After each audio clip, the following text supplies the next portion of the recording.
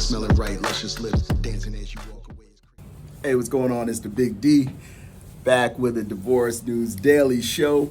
Hopefully you guys are enjoying the shows. If you haven't seen the previous episodes, go back and kind of binge watch that while you got some time. I know it's the New Year's weekend, so I know a lot of y'all got some time on your hands, so go check me out. All right, so subscribe to the channel too. That's gonna help me out there. We got to get to 500 subscribers to, kind of get in the pool for monetization, and then we got to get to 1,000 subscribers to really get in there for the AdSense and all that stuff. So I appreciate it if you do sign up. If you sign up, as a subscriber to the show, I'm going to keep on doing these videos. I'm going to try to put one out every single day. That's what they're telling me I got to do. That's what I'm going to do. So we put some stuff out yesterday on the channel. Put a video out about dating as an older man, 35 years or older. So we want you to kind of check that out as well. But let's jump right in here. And we got a few today that we're going to go over. A few little news stories that we're going to go over, situations that people is going through. We're going to check it out, and then we're going to give you my little perspective on it. And I hope that you guys get in the comments and give your perspective on it. So let's jump right in here. And this one is entitled, I'm Just So Damn Happy. So, okay, that starts out pretty good. So let's see what's going on with this. It's in the Reddit, the divorce Reddit. And it's Daslav, D-A-S-L-A-A-V is his name. All right, so about 14 hours ago, he posted this. He says, I'm not even finally divorced yet. My former spouse, who moved out almost 2 years, has been seeing other people since before she moved out. And today, this very moment, the sun is shining in through my front window of my house, and I'm beaming with a profound gift in my heart. All right, let's see what he's talking about here. I do not have a girlfriend, nor do I want to exhaust my energy trying to search for the right person. I've found the right person. It's me. All right, that's something we can probably break down a little bit later. It's been an absolute emotional roller coaster getting here. So many nights of crying so bad I thought I was going to die. So much therapy and journaling. That's a good thing. But I'm here, right? My spouse wanted to leave and get divorced my spouse wanting to leave and get divorced was the greatest gift that anyone has ever given me. She was so completely wrong for me in every imaginable way. I was such an insecure person, and she had me sacrifice myself for sex, which I confused for intimacy. That's something we probably should talk about, right? I was utterly blinded. I thought we were deeply in love, but it was a toxic puzzle piece that was the furthest thing from love. I do not know what the real thing will feel like if I ever get the chance, but I do know that what I deserve and how to be treated. Sometimes you have to go through hell to see the light. Anyways, I don't really have anyone to share this with, so I'll just leave this here. For those out there who are in some dark moments right now, just remember these moments will pass. Don't be afraid of yourself. Sending my happiness into the air for you. So, all right, I kind of want to go a couple of different directions with this. There's a couple of things that I want to talk about with this because I see some things that are kind of good. Mentally, I think kind of, if all of this is true and the way he's feeling, it might be good for him. But at the same time, I can see some other things where it might be masking a little bit too. So let's kind of break that down. So let's kind of start from the beginning here. He's saying like he's not even really fully divorced yet. So there's something still holding him back from actually doing the real paperwork and getting it done. But she's already moved out. And he said that she was seeing people even before they separated. So, there's definitely an issue there. There's definitely an issue of respect there. She doesn't respect him. I feel like she kind of saw some weaknesses in him as a man and felt like it would be okay to disrespect him in his face, in his house.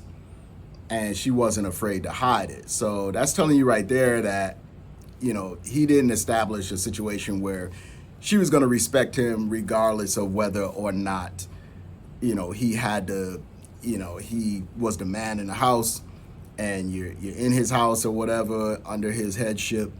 And she just couldn't respect him at all in that situation. So that's telling me right there that there's a problem with her mental process, and the way that she processes things. What I've noticed about people is there's a lot of people now today, they don't understand anything until it's like the absolute worst consequence, almost death. Like they're going to be disrespectful and they're going to treat you any kind of way, all the way up to the point where you damn near have to unalive them for them to understand. Like, and you don't want to be around people like that. And that's one reason why I stay from a lot of people, because you will end up in a situation where you're going to do something out of emotion, or you might do something out of maybe even necessity, and it could change your whole life when you're the same one, but you're being driven insane. You understand? So, her moving out probably is the best thing for him. So now he's sitting in his house. He's like, the sun is beaming into the windows and all that, and he's feeling some type of way. He's feeling good, because he feels like his life is better with her being gone. So that's a possibility, but I almost feel like in that statement, maybe, he's kind of emotional at a certain level, and maybe this is masking his real pain that he's still feeling for her being gone. Maybe he hasn't really fully processed this situation, and maybe he's not truly happy, but he's telling himself that because that's the survival mechanism that's going to keep him from maybe doing something to himself or being super depressed. Or we go through those ups and downs when you break up with somebody, especially a spouse or a long-term person you've been dealing with. You kind of have these highs and these lows. You'll get to points where you just feel great. You got all this energy. You might have started losing some weight because that stress will start to make you lose weight. You might be taking care of your body. You might be going out and running and stuff. I used to do that. I used to run like 3 or 4 times a week. Sometimes twice a day I would go out and just run at a park near my house. When I found out I was getting separated and things was going down or whatever, I decided like that's what I was gonna do. Let me go answer this door and I'll be right back. All right, sorry about that for the commercial break. I had to run out there and grab a package that was being delivered to me or whatever that's gonna help me do some more lives and all that type of stuff using my cell phone on my computer. So the USB cable came in, so that's gonna help us get this thing together. But yeah, let's get back into this. So so I see where he's masking maybe a little bit. Maybe he's feeling that pain. Like I was saying, you kind of have these highs and you have these lows that you go through. And some days you feel great and you feel confident and you have all of these affirmations and things that make you feel good. And then other days you have these deep lows, So that's kind of what I almost feel like is going on here. I'm not going to take it at face value. I don't want to read into it, but I'm not going to just take it at face value. So if you're dealing with a friend or somebody who's coming to you and, maybe they're saying these kind of things or whatever, you always have to kind of take that with a grain of salt, because we know how we go up and down in these situations. So he says, I found the right person, it's me. And he doesn't have a girlfriend. So he doesn't say how old he is. He doesn't say how long the relationship was going on or anything like that. So we don't really have that. But it sounds like something an older person would say, maybe somebody my age range or whatever, maybe above 40, late 30s, 40s or whatever, because we tend to think, oh, wow, I got old. And really, you're still young. At 30 years old, 40 years old, you're still young. You got a lot of life ahead of you, a lot of days ahead of you. But we tend to feel like, oh, that's old, because we're looking around and we're seeing young people or whatever. We know that we're not them. So we kind of identify a little more with the older crowd. And so we might feel like our time has passed. And I feel like he kind of feels like, maybe his time has passed. He's like, he's not going to exhaust his energy trying to search for the right person. So sometimes it's not really about searching for the right person. Sometimes it's about being the right person that someone else is looking for. So that means working on yourself, getting up every day and pursuing your career, getting up every day and pursuing maybe, your health, pursuing your investments, pursuing maybe something like travel. Like me, it's like I wanted to travel, all that stuff. I didn't really get to do that when I was married. So that's something that helped me to overcome my my depression or my sadness about the situation, is just being able to get out and go places. Even just on Sunday afternoon, I get in the car, jump in the car, drive from Orlando to Daytona Beach by myself, music playing and blasting or whatever, windows down, running up I-4, all the way up to Daytona Beach or whatever, get to the beach, put your feet in the sand and in the water, and it was good, you know what I'm saying? So you need that. You need to be able to have a good feeling. You need to be able to start working on yourself. A good feeling about yourself is what you want, right? And then somebody might see that and be like, oh, that's the kind of thing I've been looking for. This is the kind of guy I've been looking for. So it's not about being pretentious. I think we go through sometimes we go through a midlife crisis where we might have the means to go get the sports car. So now we driving the new Corvette or whatever. We got the top down on the new Corvette or whatever, and the wind blowing in our hair or whatever. And, we get fresh, we go get some new clothes or whatever like that, and we looking fly or whatever, the sunglasses on, we doing our thing. And, we trying to attract a young honey, you know what I'm saying? So, that's how it goes or whatever. We got some new cologne, all that kind of stuff, and all that's good. It's all just finding your way. That's perfect because you're just finding your way. And so there's nothing wrong with that. It's just, you got to check out my other video that I did yesterday about dating after 35 and how not to fall into like the pitfalls of it, but make sure that you're doing things that fit within your budget. We talked about that in yesterday's show. So you probably can check that out on the channel too if you haven't seen it yet. I'm telling you, I'm putting out some good content, y'all. I'm trying to do this thing, you know what I'm saying? So one more thing that he talked about was he's doing therapy and he's doing journaling. So I believe in writing things down. Write things down either in your phone or write it by hand. Some people like to write things by hand. Journal. Go through, write down your experiences, what you've gone through and how you feeling and stuff like that. And you might be able to go back in like a year and read through some of it and be like, oh yeah, I remember this, or this is how far I've come from that. This is how I feel about that same thing today. So journaling is kind of cool, right? You might find like there might be some application or something that you could get on your phone or whatever that might be for journaling or whatever, and keeping track on a daily basis. That's a cool thing. We associate that journaling with like being young or a teenager or whatever, you write in your journal type thing. I mean, our generation had that. I don't know if the kids got it now, but we had that. But yeah, that was like a skill they was kind of teaching us that might be helpful to us in this type of situation. So he gets into a little bit with her saying him saying that she was completely wrong for me in every imaginable way. He says that he was an insecure person and that she had me sacrifice myself for sex, which I confused for intimacy. So this is where I feel like he's not processing very well, because he's not taking accountability for the way he looked at the relationship, and he's kind of putting it on her, saying that she is the one who made him think that sex was the real intimacy. Now we know that sex can occur with intimacy or without. That can happen. So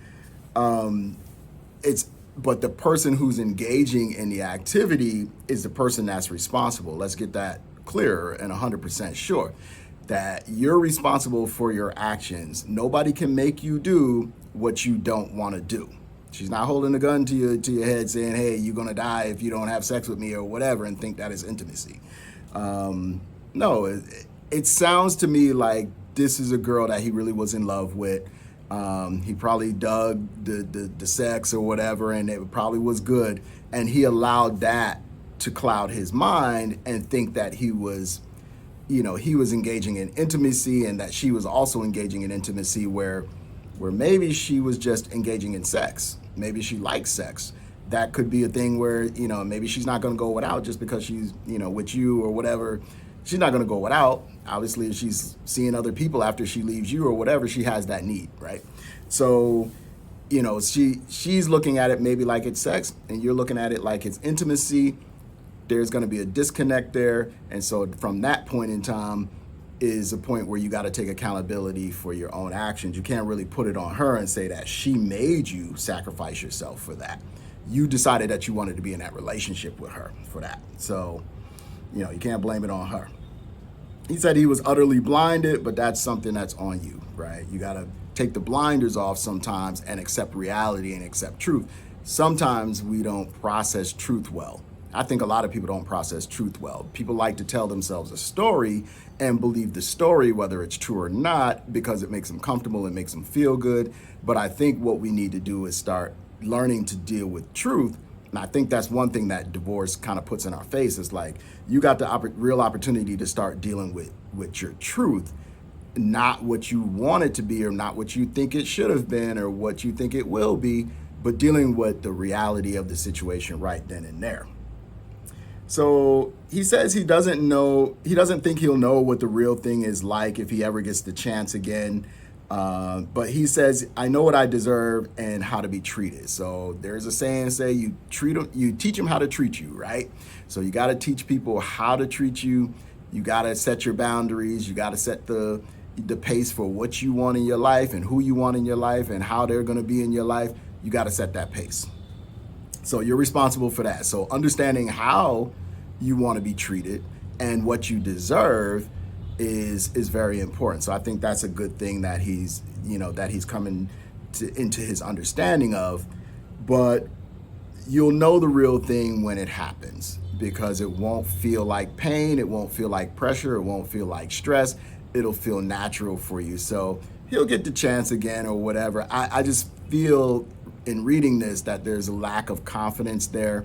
He doesn't believe that he can get someone else. So that's telling me that there's some other stuff going on. Maybe he's not confident in the way that he looks. Maybe he's not confident in the way that he presents. Maybe he's not confident in approaching women and talking to them. He maybe feels like he might get rejected. So those are things that he's going to have to work through, and figure out ways around so that he's not left out here without anybody and just doesn't try at all. Every shot you don't take is a shot that you miss, right? There's a shot that's gone to waste, right? If you don't take the shot, you ain't gonna hit the basket. You know what I'm saying? So, with women, if you don't take the shot, you're not gonna hit the basket. You're never gonna get a chance to talk to her and be intimate with her or start a relationship with her if you never actually talk to her and take the shot. But what do you really have to lose? In my mind, I'm like this. When I walk up to you, I don't have you. You're not in my life. I don't have anything, right, with you. And if you reject me and I walk away with the same thing I had when I walked up to you. I'm not losing anything. All I did, my ego might be bruised, and that's about it. But we got to take ego out of the situation. All right, so we're going to move on from that one. That was kind of a long one or whatever, but I think we unpacked a lot of things. This one here is from No Stake 9006. I think I've seen this name before, so maybe this is something, somebody that we've kind of covered before. But the title of this one is Lessons Learned After Everything. Okay, so now we're going to get a little different perspective, right? This is after some things go on. So, and this is a woman, actually. So, we're dealing with men here on the show too, but it's not like this show is not for women as well. I think they can learn a lot, maybe learn things from a male perspective. If they're going through a divorce, it might help them to understand men. So we're not kicking the women out at all. We encouraging the women to come see the show too, because maybe, I can only really speak from a man's perspective. I know how I kind of think as a man, so I'm going to speak from that perspective. But then, a woman's going to speak from her perspective. It's, it's all relevant to who you are, right? So let's see what she says. She says, I feel like 2024 was a rough year for me. My husband left me at 4 months postpartum. So that's rough right there.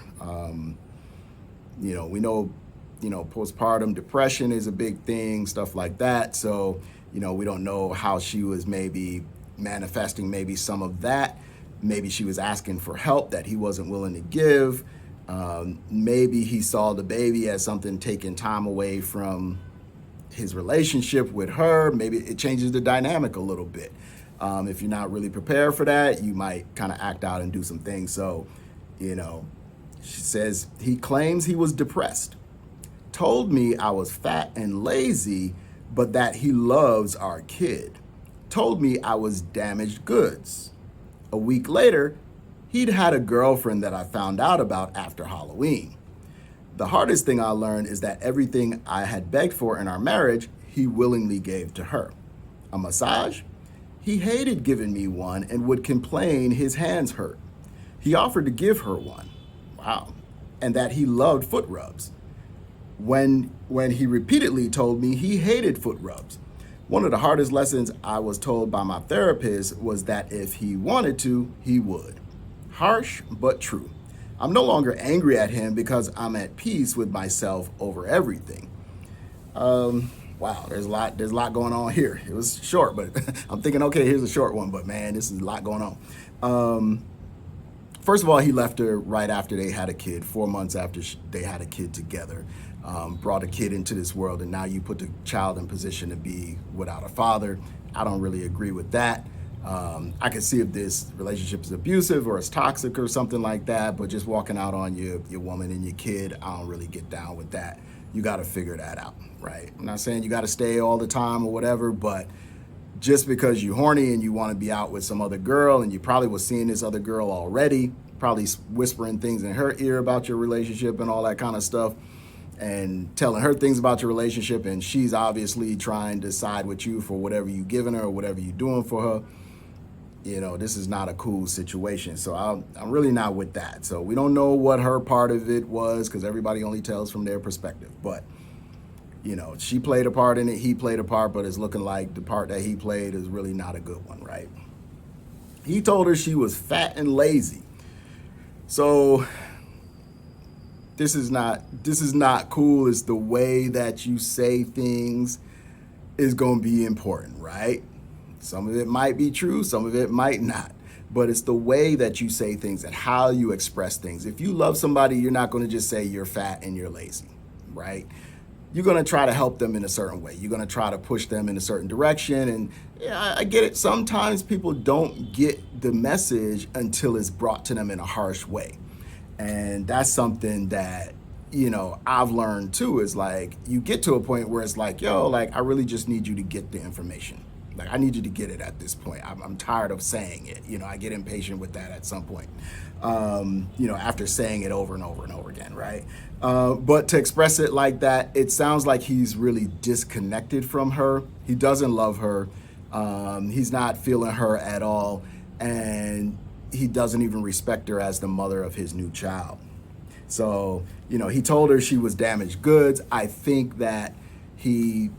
he's probably been in the red pill space a little bit. Just sounds like he's disrespecting her because maybe now instead of using his brain, he's jumping in maybe some of these other spaces and hearing stuff that's being said and not being able to process out what's good for him and his relationship and what's not.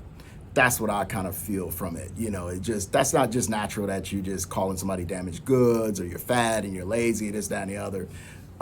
That sounds like red pill stuff right there. So I feel like he's gotten into some of that, and maybe that's why he's pursued another woman, because he realizes the woman that he got maybe doesn't fit in the ideology that he's listening to, and maybe she's just not fitting into what he now might believe or now might be influenced to believe is the proper type of woman to be aligned with. And so now he's gotten somebody else and left what he already committed to because he's listening to these other people. So now, of course, there are things that a person is going to do for their new boo that they're not going to do, that they didn't do for you. So she's talking about that now, right? She says the hardest thing that she learned is that things that she begged for in her marriage, he's given to this other chick, right? So yeah, people are going to do that, right? They're going to go out and find somebody new and try to impress them and probably give them those things that they didn't want to give to you. And it might be the way that you were asking for it. It might be that they just wasn't feeling you. You know, they not feeling you. And maybe it's something that they didn't want to do for you because maybe you've never done anything for them. That maybe they feel like from the new person, they're getting things from the new person, maybe understanding, maybe compassion. It could be just a listening ear, somebody that listens to them. And now they feel like, okay, since I'm getting that, I can give to this person because I feel like I'm being replenished and I'm being filled up. And so I have a lot to give since I'm being filled. And if you weren't doing that because you took that person for granted and maybe you weren't treating them as well as you should, and you weren't thinking about maybe what they need also throughout the relationship, maybe you kind of killed the seed there. The seed was growing, and now you done kind of killed the sapling because you're not able to, you're not able to give, and that person is not receiving anything and feeling like they're filled up enough to give back. So yeah, he's rubbing feet and all that kind of stuff. I get it. Maybe he wasn't feeling your feet. Maybe your feet is just not cute or pretty or whatever like that. I know I'm not a foot man at all. When I got married, I told my ex-wife, like, yo, I'm gonna kiss your foot the one time, right? You know what I'm saying? So I kissed her foot on the day we got married, and I said it's never gonna happen again because that's just not me. I'm not a foot person. I don't like feet. I don't like it on my dashboard when I'm driving. I don't like your feet on me. I don't like your feet. I don't like feet. I feel like feet are dirty. That's just the way I thought back then. Now it's like my girlfriend or whatever. Yeah, she will throw her feet over there or whatever. I give her a foot massage or whatever. I think her feet are cute or whatever like that. So maybe that's just what it is. But yeah, like a regular massage or whatever like that, he would complain that his hands hurt. I get that. If you're not a massage artist or whatever, massage therapist, maybe your hands are gonna hurt. It can be a hurtful thing. That's not an easy profession to be in. So, but she's like, he offered her one or whatever. But I'm seeing from this here that she's very invested in what he's doing for the next girl. How she even knows all of this, I have no idea. Why would you put yourself in position to even find that stuff out or whatever? If you're past him and he's gone or whatever, that from the relationship or whatever, you got to kind of move on and not really be so interested in that person's life, right? It's probably better just to move on because there's always going to be things that he's going to do for this new chick that he didn't do for you, and you're always going to be comparing yourself. And now, are you really preparing yourself for the next relationship when you're paying a lot of attention to the old relationship? This is for men and women. We both do this, so this is not just because this is a woman. I'm saying that all of us need to prepare ourselves and work on ourselves for the next relationship, not allow ourselves to be stuck in the past relationship trying to compare and all that type of stuff. That's not going to do you no good. So she's going to a therapist, which is good. And the therapist was exactly right. If he wanted to do these things for you, he would. And so I don't think that's harsh. I think that's just the truth. But people don't like the truth. We kind of talked about that earlier. So she's no longer angry at him because I'm at peace with myself over everything. But here you are writing about it and you're telling the world about the situation. I'm not saying that you don't tell the world, but you got to be honest with yourself about where you are in this process. You probably are not over it because it still bothers you enough to go and tell people in the public. Things that don't bother you, you don't talk about it, just water off of your back. Don't matter. You can look at it, see it all day or whatever. You wouldn't care less. Now when she gets somebody else, I don't know. She doesn't say that she has anybody else. It might be a little difficult. She's got a young child, only 4 months old or whatever. It's going to be real difficult for her to date or whatever. So she's probably not got anybody else. But what I'm saying is when she gets to a point when she can date and she's able to, maybe establish a relationship of her own with somebody, then she's probably going to do all right. She'll probably be much better because she's going to forget about this dude and she ain't going to care if he gave her 30 foot rubs in a month, every day, whatever. She's not going to care what he's doing. She's only caring now because she's probably feeling like she's lonely. She's left out. She was the one that was left too. And that's one thing about a breakup. The person who decides to leave is the one that seems a little bit more comfortable with the situation. They've kind of made the decision, hey, I'm going my way, I'm out of here, right? But the person who doesn't make that decision and has it made for them is the person that's going to stew over it because they don't understand why. They're not going to be comfortable with the relationship ending because they're not the one who decided to end it. And I see this with women too. I think this is a thing for dudes to understand and men to understand is that women tend to want to be able to make the decision in a relationship, whether it goes on or it ends, right?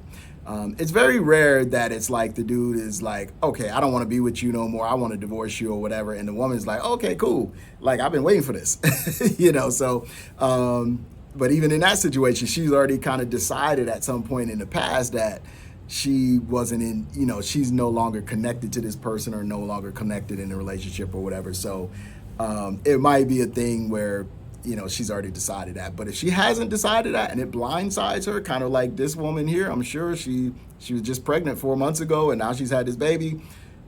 It was not her decision to end the relationship. And so now she's doing a lot of thought processes and trying to process it because it wasn't her decision. She is not the one who made it. But if this was the other way around, I think, and she had made the decision to break off the relationship, she probably wouldn't care what his new girlfriend is getting from him because she just don't want nothing to do with him. So I think that she's still caught up a little bit on that.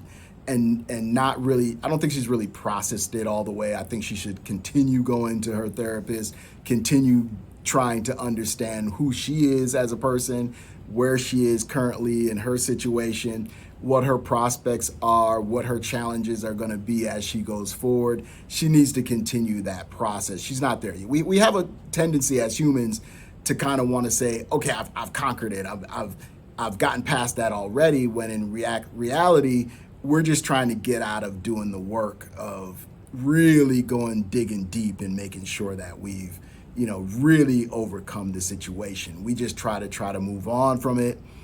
It's kind of an image thing. It's kind of an ego thing.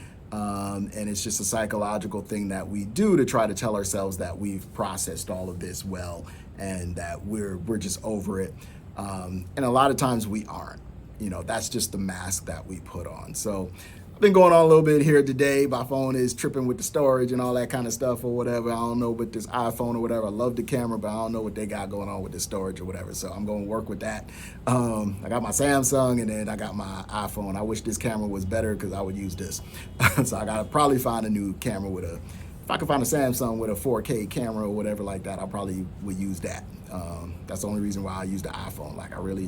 I would just sell the iPhone. If it didn't have a camera, I would just sell it because I don't like the way it processes information and stuff like that and how it stores stuff or whatever. It's just a pain in the behind. But anyway, that's neither here nor there. Got nothing to do with Divorce News Daily, but we are the Divorce News Daily show on the Big D channel. I'm the Big D. Sometimes not. But y'all take it easy. Peace.